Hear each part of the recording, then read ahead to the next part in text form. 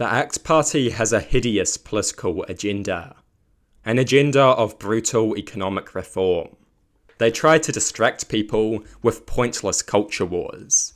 Culture wars about woke sushi. Culture wars about co-governance. Culture wars about Maori culture. Mindless culture wars. Do not be distracted. These culture wars exist to distract people from the true agenda of the ACT Party.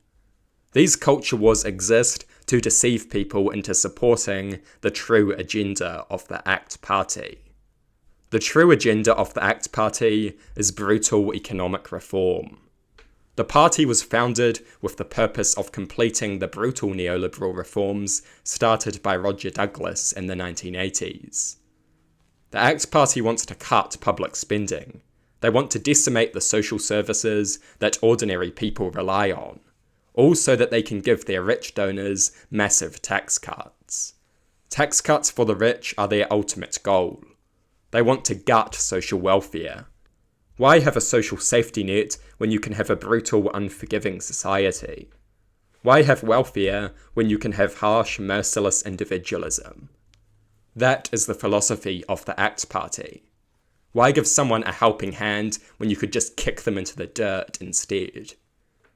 They want to raise the retirement age. Why raise taxes on your rich donors to properly fund pensions when you can just make old people work instead? They want to stagnate the minimum wage. They want to freeze the minimum wage and watch as it is weakened by inflation. They want to reward hard work with poverty and destitution. They will happily make workers poor to increase profits for their donors. They believe in extensive deregulation. That does not mean cutting dumb red tape. It means abolishing protection for workers, renters, and the environment so that their donors can make more profit with less effort. Already they have made it easier to fire workers and evict tenants. They want extensive privatization. They believe that private companies should be allowed to exploit consumers at any and every opportunity. They want to cut sick leave for workers. They hate trade unions. They eagerly abolished the Labour government's trade union empowering legislation. They hate trade unions because they want to preserve and intensify the massive power imbalances between employers and employees. And of course they do, because their rich donors benefit from that egregious power imbalance.